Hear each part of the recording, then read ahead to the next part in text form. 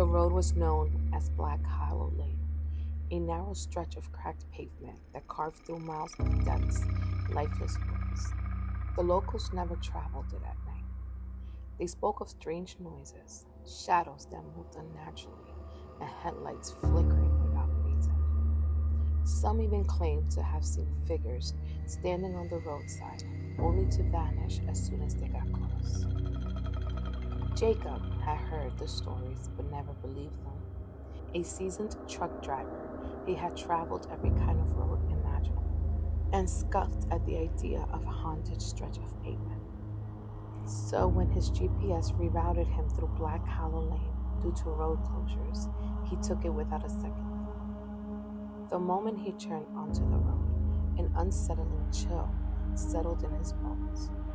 The towering trees pressed in on either side, their twisted branches reaching out like skeletal fingers.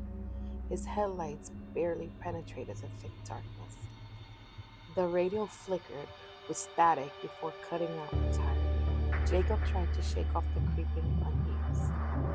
A few miles in, something darted across the road, a shadowy figure, too fast for him to make out any details. He slammed the brakes, his heart pounding in his chest.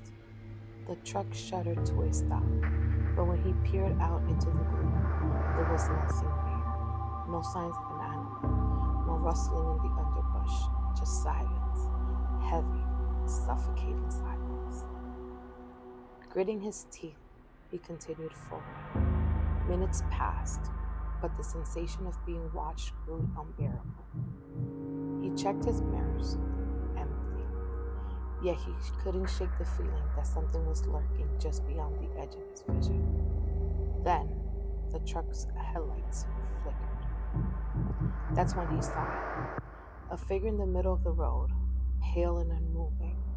A woman in a tattered gray dress, her long, streaming hair covering her face. Jacob's breath hitched. He leaned on the horn. She didn't flinch. Slowly, she lifted her head and he saw her face. Black, sunken eyes, her mouth stretched too wide in an unnatural grin. His blood turned into ice. The trunk's engine sputtered. The lights died, plunging him into absolute darkness. The air turned frigid. Then, a scratching sound, soft at first, then violent. Fingernails dragging against metal. It was coming from all around him. Jacob fumbled for his flashlight, his hands trembling. A high-pitched giggling erupted from the darkness, echoing in his ears. He turned the flashlights on and aimed it towards the driver's side window. His breath caught in his throat. The woman was there, her grotesque faces inches from the glass, her nails tapping in slow, deliberate rhythm. The truck jolted as something heavy landed on the roof. Footsteps, pacing, slow, methodical.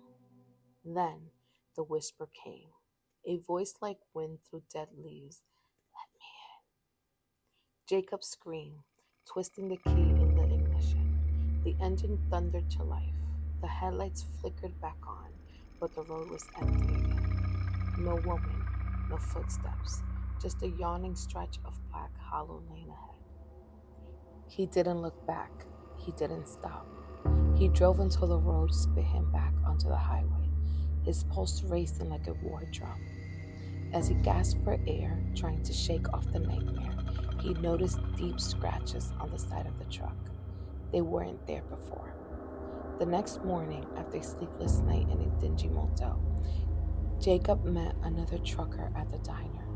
The man looked exhausted, his eyes shadowed and worried. Jacob hesitated, then asked if he's ever taken Black Hollow Lane. The man's fork clattered onto his plate.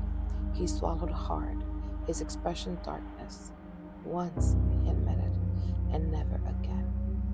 Jacob leaned in, his voice barely above a whisper. Did you see her? The trucker nodded slowly. Not just see it, I heard her, felt her. He lifted his sleeve, revealing deep, jagged scars across his forearm. She doesn't just haunt that road if she likes you. He trailed off, glancing around as if she might be listening. Jacob felt the weight of his words settling in his chest. When he met another trucker who mentioned taking that road, he had only one thing to say. Don't stop, no matter what you see. Don't stop. The highway stretched endlessly ahead, a black ribbon cutting through the desolated countryside. The moon was a mere sliver, offering little illumination, and the headlights of Logan's car seemed to be swallowed by the abyssal night. He had been driving for hours, the road signs becoming fewer, the radio dissolving into static. His phone had no signal. He told himself it was just another empty stretch of back road, but something felt wrong. The air was thick, heavy with unshaken dread. The night was too quiet, no crickets, no wind, just an oppressive silence that pressed against the car like unseen force. Then he saw it, a long hitchhiker standing by the roadside, barely visible in the dim glow of his headlights. She was wearing a long, tattered dress, her head bowed as if in prayer. Against his better judgment, Logan slowed down. As his car rolled closer, she lifted her head. Her face was all wrong. Hollowed eyes stared at him, black pits devoid of anything human. Her mouth stretched into a jagged, unnatural grin. Logan's feet slammered on the gas instinctively, tires screeching against the pavement as he tore past her. His heart pounded, breath coming in ragged gasps. He checked his rearview mirror, expecting to see her disappear into the distance. Instead, she was still there, standing in the exact same spot, only now facing his car. The distance between them had not changed. His pulse thundered in his ears. It was impossible. He was going at least 60 miles per hour. She should be long gone. Trembling, he forced his eyes back on the road.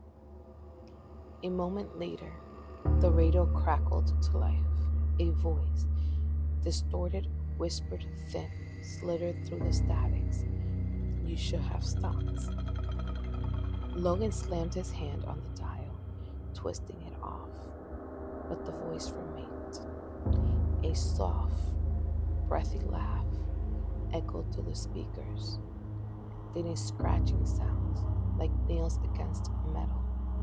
It wasn't coming from the radio anymore. It was coming from the roof of his car. Panic surged through him. He pressed harder on the accelerator. The engine roared. The speedometer climbed, but the weight on the roof didn't shift. The scratching grew more frantic, nails dragging, scraping, clawing. His entire body trembled. Then, as suddenly as it began, the noise stopped. Logan dared to glance in the mirror again. She was in the back seat. The scream that tore from his throat never reached his ears. The car swerved violently off the road, plunging into the darkness beyond. The world turned over in a sickening blur of shattered glass and twisting metal. Pain exploded through his body as the vehicle came into a rest. Upside down in a ditch, the radio flickered back to life. You should have stopped. Logan grasped, hanging from his seatbelt, blood dripping down his forehead, and his breath coming in ragged sobs. Slowly, he turned his head. The back seat was empty. The car's interior light flickered, revealing deep scratches on the dashboard, on the windows, everywhere. He fumbled for his seatbelt, hands shaking violently. As soon as he freed himself, he crawled through the shattered windshield, his body screaming in protest. The road was eerie silent again, the thick fog swirling around him. Then came the footsteps, soft, deliberate, coming from the road. Logan's entire body tensed. He forced himself to look up. She was standing there, mere feet away, her grin stretching wider. "Why didn't you stop?" she whispered, her voice the sound of dried leaves scraping against stone. Logan turned and ran, stumbling through the darkness, his heart pounding. The road stretched endlessly ahead, but with each step, he felt it, the weight of something following him, watching, waiting. The fog grew thicker, coiling around him like ghostly fingers. He could hear her breathing, impossibly close. Shadows twisted and shifted in the mist, moving when he wasn't looking. His vision blurred, exhaustion setting in, but he couldn't stop. If he stopped, a hand clamped down on his shoulder. Logan screamed, wrenching free and crashing through the underbrush. Branches tore at his clothes, his skin, but he didn't dare to slow down. The whispering surrounding him now, countless voices hissing his name. The ground beneath him felt raw, soft, and shifting like something alive. He nearly fell but forced himself onward, lungs burning. Then, ahead, headlights, a car. Someone was coming. Logan stumbled onto the road, waving frantically. The vehicle swerved to avoid him, tires screeching. They came to a halt. The driver, a middle-aged man with tired eyes, jumped out. "Hey, are you okay?" Logan gasped for breath, trying to speak, but before he could, the man's face twisted in horror. His gaze wasn't on Logan, it was behind him. The man staggered backwards. "Oh God," he whispered, "she's here." Logan turned slowly, dread sinking his claws into him. She stood inches away, her hollowed eyes locked onto him. The driver bolted back to his car, slamming the door shut. The tires screeched as he sped away, leaving Logan frozen in place. The woman grinned wider. "You should have stopped." Darkness swallowed him whole. By the time help arrived the next morning, Logan was gone. The car was still there, overturned and abandoned, with deep scratches around the body. No blood, no signs of life. Just the lingering scent of decay and a single handprint on the fogged-up window, too large, too distorted to be human. Some say she's still out there, waiting for the next traveler foolish enough to drive this road alone at night. And if you see her, if she looked at you with those hollow eyes, whatever you do, don't stop.